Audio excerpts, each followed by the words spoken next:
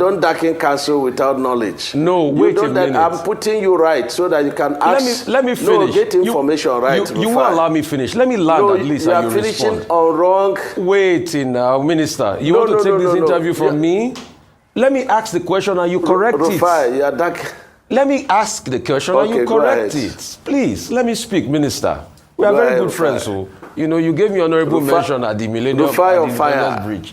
You are my man. Bless you. So, what you are saying is that no independent free bidding process for everybody. You just went along with high tech because they did some work in Lagos before. And the argument you are making, with due respect, Minister, that they brought equipment to help in the, independent bridge scenario and all of that, that's no big deal. They are benefiting from the government in other ways through the coastal road. So it's not an argument. So you are saying that there was no open tender, at least give others a chance to bid. Secondly, Minister, I want to bring forward the case of Winsome. You will react, Minister. You will react. Let me have my time. You will react to it. Rufai, hold on. Minister, I'm not finished asking my question now. As your own. You have not finished now. You will react to one. Let me correct this one. You will react to it. Give me the chance. You see, we are wasting time. Winsome Homes, she said she got some money from the diaspora. And there's been a back and forth I've been seeing in the news. I don't know what your take is on that Winsome Home project, the real estate developer. Thirdly, Minister, give me empirical facts of how much you have spent for this first 30 kilometers that is about to be commissioned. How much you have spent in also the street light deployment and other things that you've deployed in this first 30 kilometers. So let us know a price range variation. If you can also give me kilometer by kilometer spending and some other empirical breakdown so we can see it. If you can't finish it here, you can send the documents to us so that we can just also assess the spending. Thank you, Minister. Rufai, first and foremost is that you have to recall that you carried your calculator and I was in the studio and I was giving you the figures. I didn't carry calculator like you, and your calculator could not properly calculate what I was saying. It was, Dr. Abati that came between us. He said, okay, leave the calculation. So I ran the figures.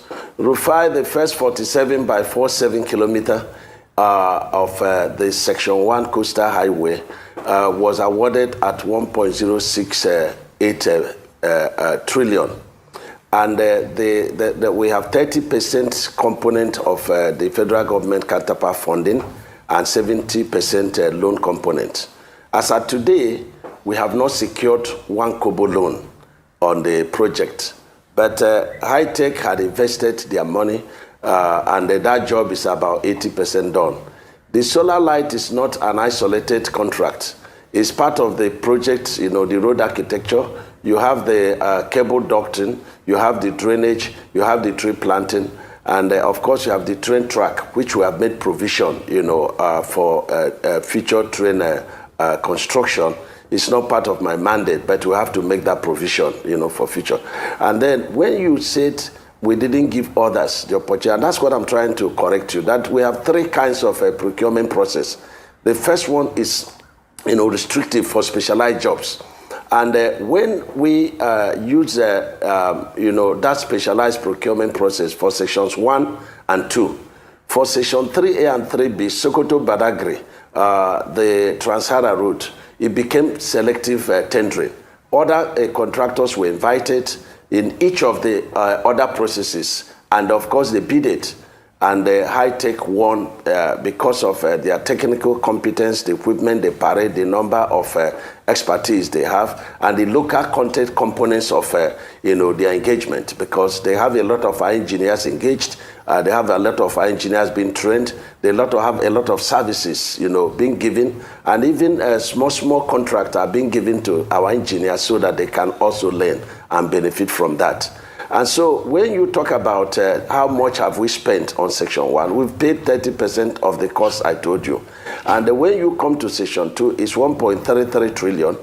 And we have only committed 30% of the cost of that project. And the 70% is the loan component. And that loan component has not come. And that's why the development partners came, the Deutsche Bank and the Development Bank of Southern Africa. They came and they were very much interested. Today, a lot of other African Development Bank, Islamic Bank, they are coming, knocking for us to interact with them. They are interested, seeing what we have done. And by December, I believe strongly that we would have completed Section 1. Section 1 is supposed to be for 36 months. But this 30 kilometer we've completed is being done within 1 year, 12 months. And I'm very, very, very happy with what Hi-Tech is doing. Hi-Tech is not just, a contracting firm. They are development partners of this country. And you see, people always look at one side of an issue. You are not looking at competence. You are not looking at ability to deliver the work. You are not looking at the equipment, availability of equipment. You are not looking at the risk being taken, by contractors doing this job. I know of other contractors in this country, not all of them, but many of them, when we award job to them, they will never put a shovel on ground until they are paid mobilization. And that's why I changed the narrative. And in the contract, I say, listen, if we give you a job, because at the bidding process, you will tell us about your financial capacity. If we give you a job and then within 30 days you have not started permanent work, you now deem that contract is terminated. And we give you mobilization. We are not giving you another money until you exhaust that mobilization and end a milestone, over and above the mobilization. Minister, and this is what we are doing to checkmate people that are portfolio contractors. And that is working. And that is what the president directed we should do. And that is what we are doing. Cost per kilometer. Just give me the number. Cost per kilometer in these first 30 kilometers. Quickly, Minister. Cost per kilometer. Asking you, what is the cost per kilometer of these roads? And I insist that you should answer that question. So, because it has to do with accountability. So you can deal with that. But let me add to it. Number one, on May 21, during the APC National Summit at the Villa, you said you would like the Ministry of Finance to give you more money so that more projects can be commissioned by December. Do you by any chance have a problem with the Ministry of Finance is funding a problem? We would like to know. And then finally, when you were governor in Ebonyi State, you had Ebonyi Airport. That Ebonyi Airport has not functioned though. Since you left, what is going on? Why is the new governor abandoning it? Why has there been no follow-through? That's not correct, but the new governor is doing very well.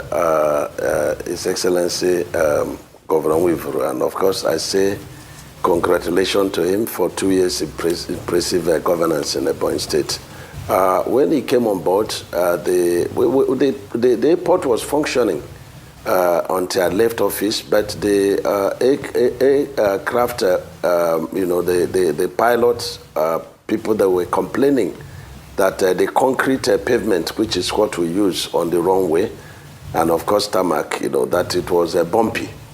And the governor has been with me for 16 years, and he was the speaker for 8 years. So he was part and parcel of the construction of that airport. So he decided to overlay the airport with the runway with asphalt, which he has completed. And it's a beautiful place. Yeah, the first lady went there to commission it. And so if you want to go to Ebonyi now, or the nearing the neighbor states, the governor has reduced the flight cost to 100,000. And so it's starting today, 30th of May. And so the airport is going to be very functional and is properly and well maintained by the governor.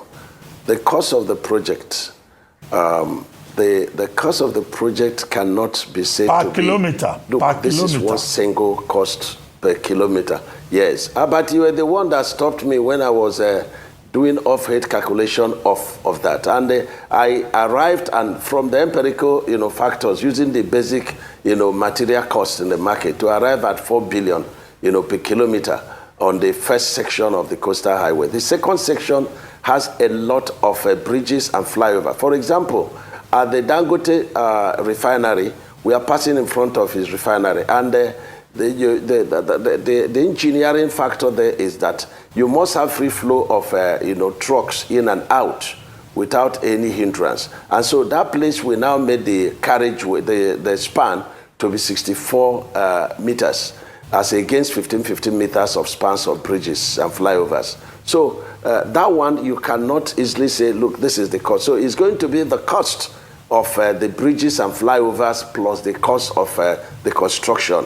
And so when you get to, for example, we should have finished the first 47.47 kilometer up to Leko. And when you see the clip of tomorrow, we are going to release the clip of tomorrow, tagged the making of Lagos-Calabar Coastal Highway. You will see impossibilities being turned to possibilities. You will see the terrain. And then I would like Rufai to tell me any other section of this country that has such a terrain. Now we want to procure the project that is running from Ogun, down to Ondo. And we discovered that 40 kilometers at the Ondo axis has pit that is going up to 20 meters deep. And then we had to stop. So we invite experts, and then we are doing a lot of trials on what depth can the pit, sustain the load.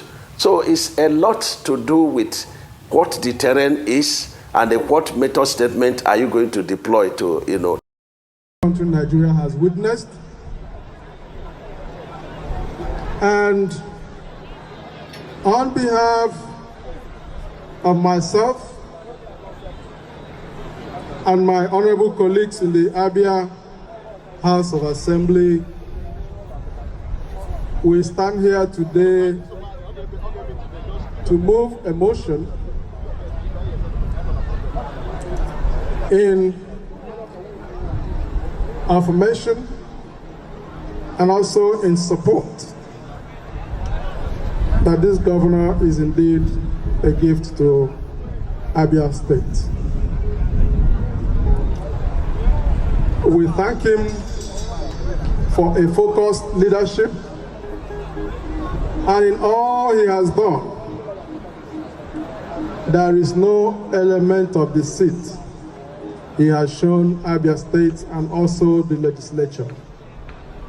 Therefore, I want to call on my deputy to move a motion in support of this administration and also to pass a vote of confidence on this administration.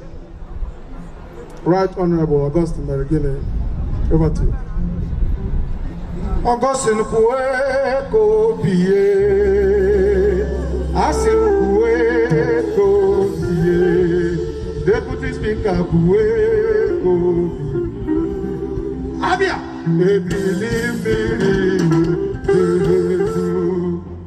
Abia, Babanuo. I have just been empowered by Mr. Speaker, Right Honorable Emmanuel Emerowa. We call him Right Honorable Dema for his astute leadership. He has just empowered me to move a motion in approval of what the governor has been doing, in approval of his leadership, and to continue to support him. This is a governor that has made everything possible. He has made our job so easy that till date, he has not brought any requests before us that will put us in dilemma. Everything he has brought before the House is something that assumes positivity, is something that makes Abia move forward, is something that has consolidated the march to good governance. We thank the governor, we appreciate him, the governor and his team for being partners in progress indeed. We also thank him for taking care of our situation, Abia as a whole. On this basis, I move a motion that the governor will continue to govern Abia positively. I move a motion in support of what he has done and in support of what he continues to do. I move a motion that he will continue to lead Abia beyond 2027. Those in support of this motion say aye. Those against this motion say nay. The ayes have it. Abia State Spirit. Abia Mamano. Abia Keleno. Abia Bueno. In the National Assembly, there's just one National Assembly. That's why when they called the Green Chamber, the man in the Red Chamber decided to follow them. Ndolani, Ndabia niile, Ola Banaka nenyo. Ọrụ na ọla agbanaka na-enyo enyo lekwana ihe anyị nọ nga na ọwa Alex Otiga aga kwa ya nọ.